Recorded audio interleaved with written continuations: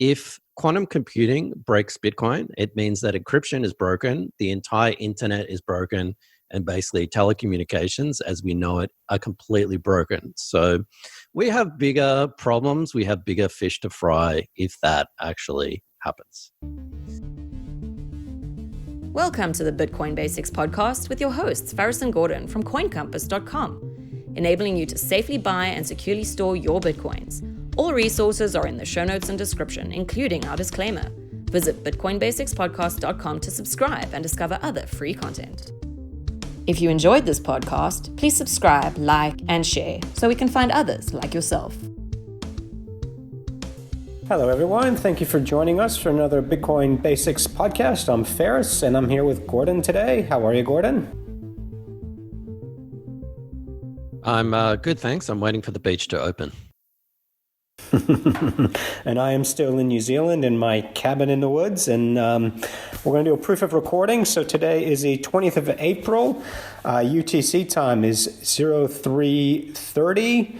The price of Bitcoin, according to Bitstamp, is 7,178, and the block height is 600,000. Let me try that again. The block height is 626,799. And Gordon, what is our question for today, please?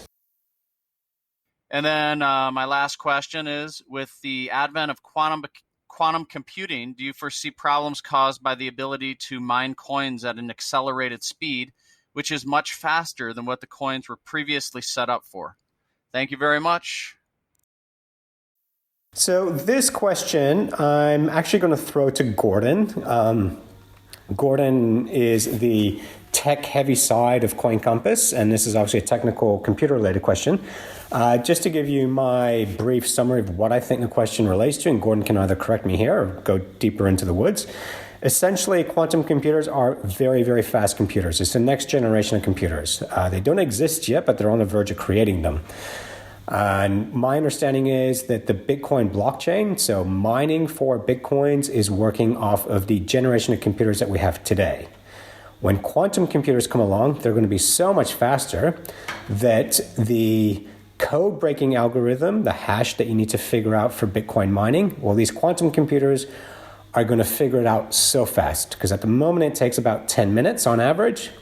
Well, apparently these quantum computers will be able to do it in seconds, thus be able to basically completely destroy the Bitcoin blockchain, eradicate all miners, and in essence just completely destroy the technology that Bitcoin is based on. So that is the theory out there, that quantum computers will ultimately destroy the Bitcoin blockchain and mining.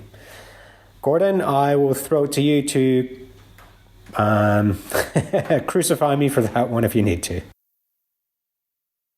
Yeah, this is a pretty common question, and I can answer it in the short way and the long way. The short way is we're around about 40 years away from that, so don't worry about it now.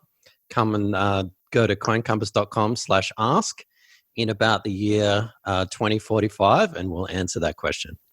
The long version, yes, Faris? It's all right. So you might be tech savvy. I'm the mathematician here, but 40 years plus today is not 2045, it's 2060.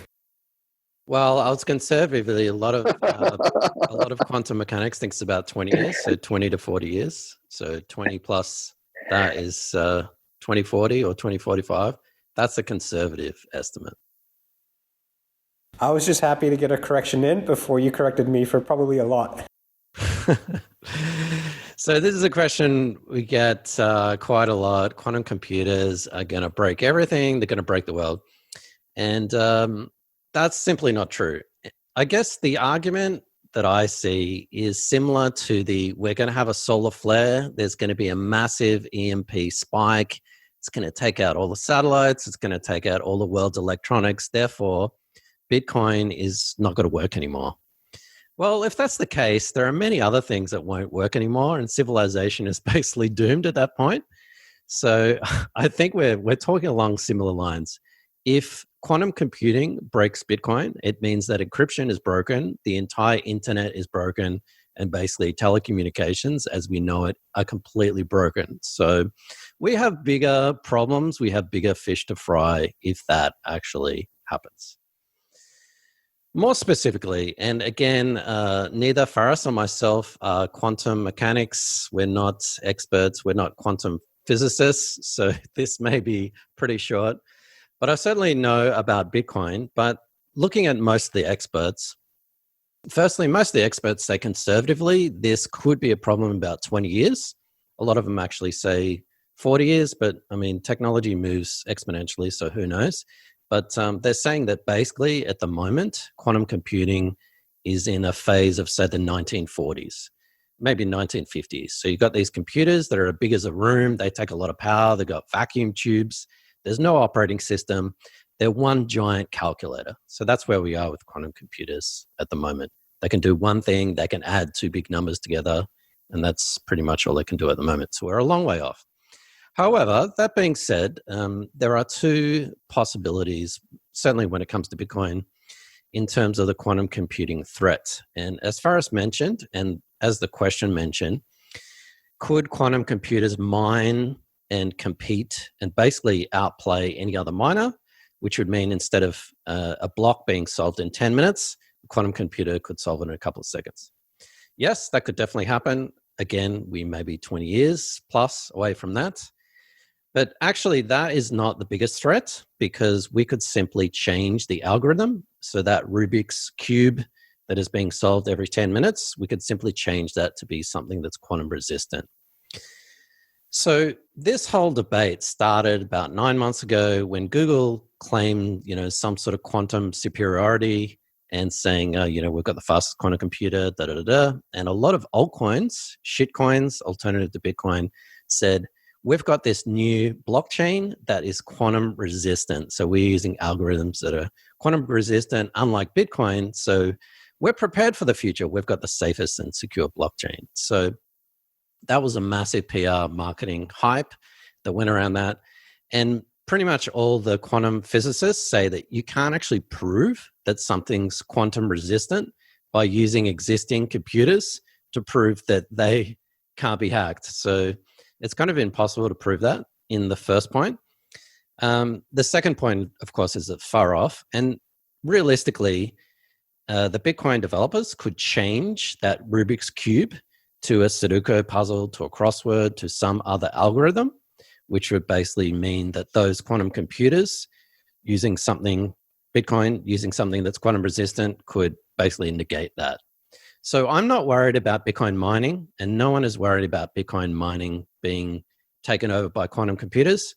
And if they were, there would be a competition as well. So yes, maybe initially quantum computers could take over, but then eventually manufacturers come along.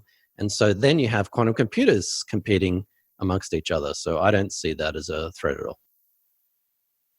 If you enjoyed this podcast, please subscribe, like, and share so we can find others like yourself. So, Gordon, when you say quantum computers competing against each other, do you mean basically people mining for Bitcoin will essentially just go and buy a quantum computer and use quantum computers to mine Bitcoin instead of what they're using now? Yeah, so at the moment we have Bitcoin miners, which we call ASICs, ASIC, and basically you just replace ASICs with quantum computers. So you'd have the same market all over again. You just have, instead of people using custom built Bitcoin mining equipment, you'd have custom built Bitcoin quantum equipment. And my guess would be people mining Bitcoin would be the first to go out there and buy these computers. Yeah, absolutely. So I really don't see that as a problem. And the question asked about Bitcoin mining. So if that did happen, it's not as if one day we wake up and quantum computers have taken over the world. There's actually going to be many canaries in the coal mine, and there are going to be many proof of concepts, theories, implementations way before anything like that happens. So there's going to be huge signposts on the road to say that that's near or 5 years away or whatever. So Bitcoin development will definitely keep on top of that. And, maybe some of these altcoins experimenting with quantum resistant algorithms, that's a good thing. And it's a good experiment. We can see where that happens. But in terms of Bitcoin mining, not worried whatsoever for all the reasons I've mentioned. The second part, of the most probably more serious part, is actually the reverse engineering of Bitcoin addresses. And so this is perhaps something to be a little bit more worried about, is that quantum computers could actually, potentially in theory, reverse engineer Bitcoin addresses. So at the moment, we have Bitcoin wallets. You download a Bitcoin wallet. Bitcoin wallet generates your private key. Your private key then generates a public key. And a public key then generates a Bitcoin address. So basically, you've got this one-way function from private key to public key, from public key to Bitcoin address. That is a one-way function. And with cryptography at the moment, I'm going to mention a fancy word, and it's called asymmetric cryptography, which is a fancy way of saying one-way cryptography. It can only go one way. You can't go backwards. You can't reverse engineer it. So I can't look at a Bitcoin address, which is made up of a private key and a public key to generate the Bitcoin address on the blockchain. So I couldn't send you money and then look at your Bitcoin address and say, oh, I'm going to reverse engineer it. I wonder what Faris's private key is so that then I can spend his funds. That's not how it works. So the theory is that quantum computers could actually brute force that, or actually reverse engineer Bitcoin addresses back to their private keys. This is obviously an enormous problem if it happens. And some people are saying, well, we could just change the way that we create Bitcoin addresses. That's probably the best solution. However, that's only moving forward. So let's say if this is a problem in 5 years' time or 10 years' time, we change Bitcoin so that it uses quantum resistant in terms of creating the private key, the public key, and Bitcoin address so that you can't go backwards. But what about all those addresses that are already on the blockchain already, going back to Block Zero, Satoshi's coins? They were created with this existing technology.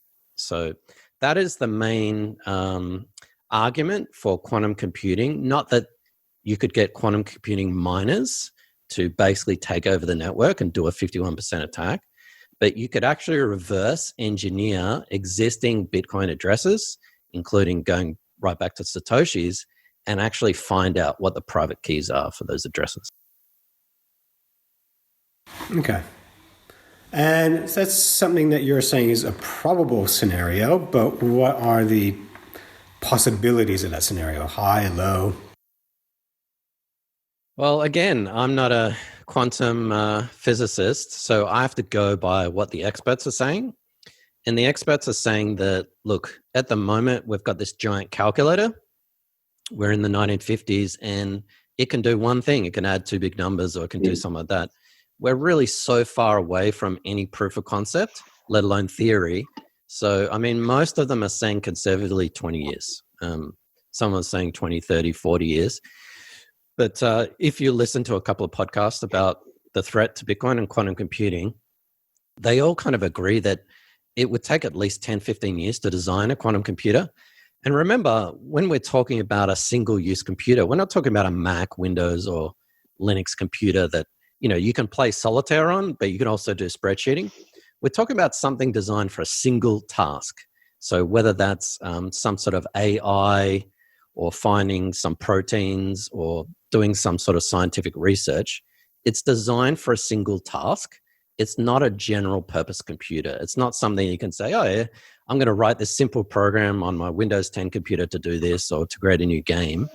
It's actually, takes the theory of, say, 10 years to design something, create a proof of concept that might take 5 years, 10 years, and then implement it is the hardest stage because that's an engineering phase. That's another 10, 15 years. So it's not as if you can just write a program overnight and you've got Bitcoin mining. Cool. Well, I'm very happy with that answer. That's I believe we've addressed that question.